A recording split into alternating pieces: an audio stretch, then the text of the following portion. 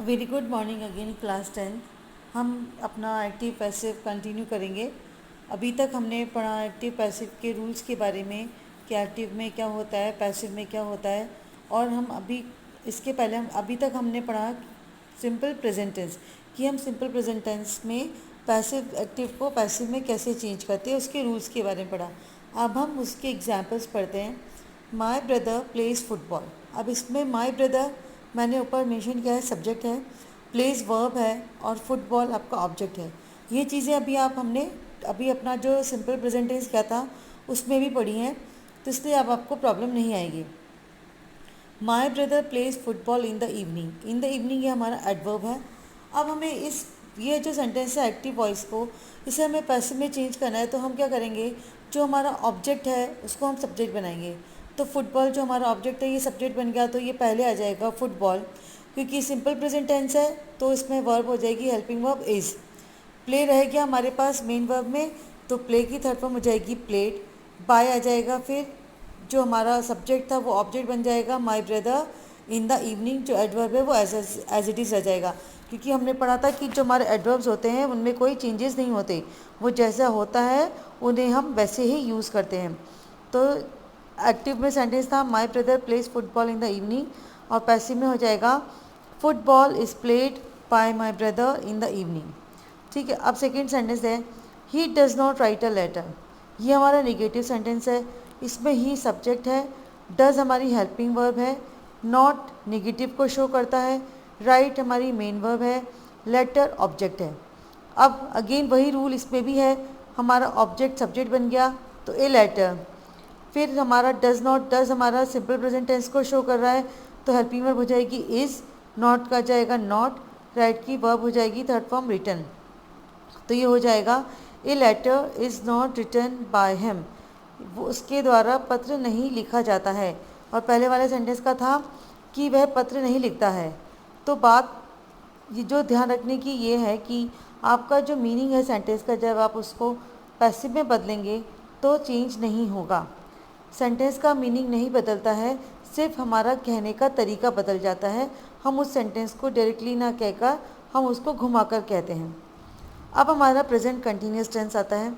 Present continuous tense जिसमें हम ING use करते हैं, तो इसमें हमारा फर्स्ट रूल है helping verb being will come. Clear. इसमें कौन सी हेल्पिंग वर्ब आएगी, बीइंग।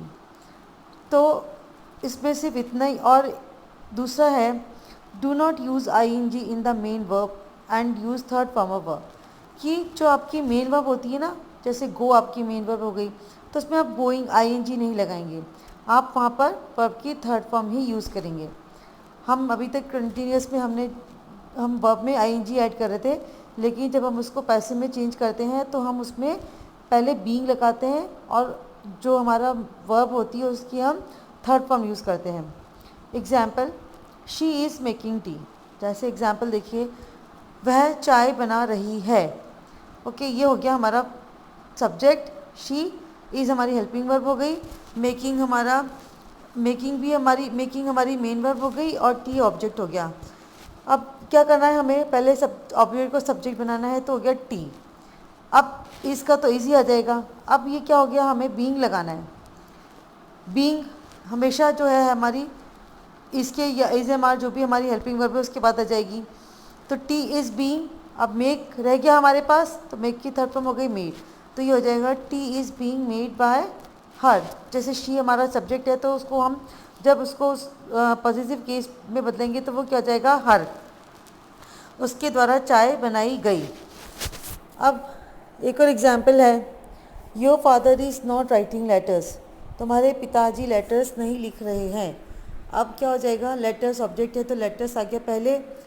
अब यहाँ पर ये देखने वाली चीज़ ये है कि हमारा जो हेल्पिंग वर्ब होगी वो हमारे सब्जेक्ट के अकॉर्डिंग, जो नया सब्जेक्ट है ना उसके अकॉर्डिंग लगेगी, ऊपर वाले सब्जेक्ट के अकॉर्डिंग नहीं लगेगी।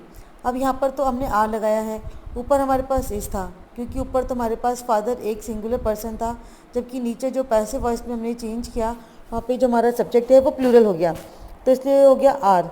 तो हो गया लेटर्स आर। अब नॉट का तो नॉट आ ही जाएगा, फिर बीइंग आएगा तो राइट रह जाएगा, राइट की थर्ड फॉर्म हो जाएगी रिटन बाय योर फादर।